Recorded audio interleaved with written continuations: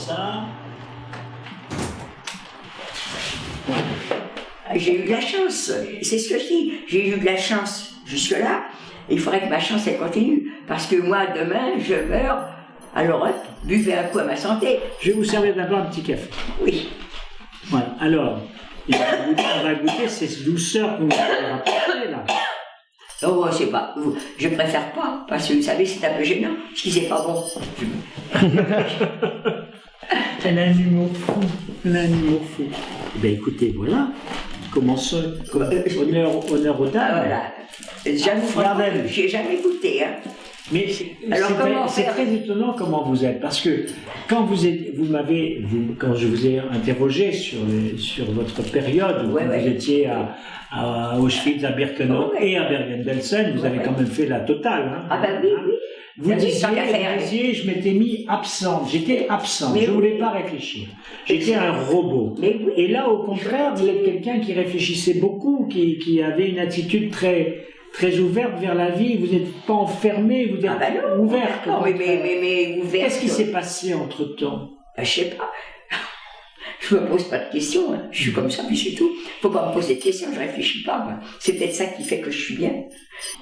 Vous vous souvenez de ce que vous m'avez dit à un moment? J'étais inquiète, toujours. Je suis inquiète, parce que quand je raconte quelque chose... Mais vous m'avez dit une chose, vous m'avez dit, voilà. Je suis un vieux tableau. La pire des choses que j'ai vécues là-bas, c'est les latrines. Ah oui, ça c'est exact. Mais il y a pire. Il y avait l'odeur, il y avait l'horreur, il y avait 300 personnes en même temps. On était malades, on avait la diarrhée, on n'avait pas de papier, on n'avait pas d'eau, on n'avait pas de culotte, et on était toutes malades, et c'était la saleté, l'odeur, la puanteur, et ils avaient tout fait pour nous humilier, et ils étaient pratiquement arrivés à cause de ces choses fonctionnelles. Il faudrait presque y aller et que chacun s'assoie. Sans montrer ses fesses naturellement, mais pour que les gens se rendent compte. On peut pas, moi je crois qu'on ne peut pas se rendre compte quand on va à Birkenau. C'est un décor maintenant. Là-bas, pour moi, c'était pas exact. Hein. Là-bas, j'étais comme ils voulaient que l'on soit, déshumanisé. On aurait dû être touché par les mortes, on aurait dû être touché de voir ces enfants qui sortaient des wagons en sautillant, sachant que une heure après, ils partiraient en fumée. Mais moi non, moi j'étais pas touchée. Je constatais, je regardais, mais les sentiments, moi j'en avais plus. En revenant, je ne suis pas entièrement revenue humaine. Hein.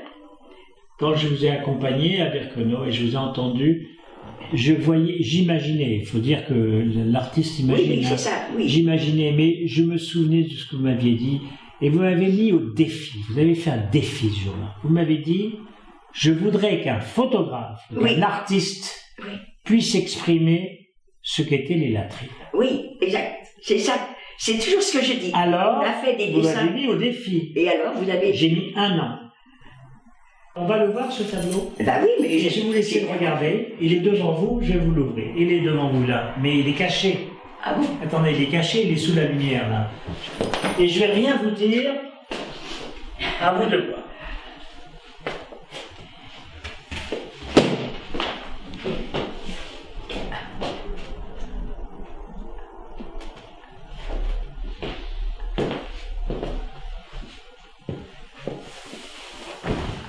Ah mais ça c'est pas mal, ça c'est pas mal. Mais par contre, ah oui, ça c'est la première fois, pas s'asseoir. Après c'était on aurait pu y rester longtemps, on aurait aimé. Hein. Oui. Et je vais vous dire, là, on ne sait pas si très bien si ce sont des hommes ou des femmes. Ce sont des êtres humains. Ah oui. C'est vrai, parce que comme vous parlez... J'ai pas voulu définir exactement les gens, de qui il s'agissait, si c'était des hommes ou des femmes. Pour moi, les hommes, c'était certainement... C'était des êtres humains, parce que, arrivé à ce niveau de déshumanisation, on ne sait plus très bien qui on est. Ouais. Je vais vous dire une chose.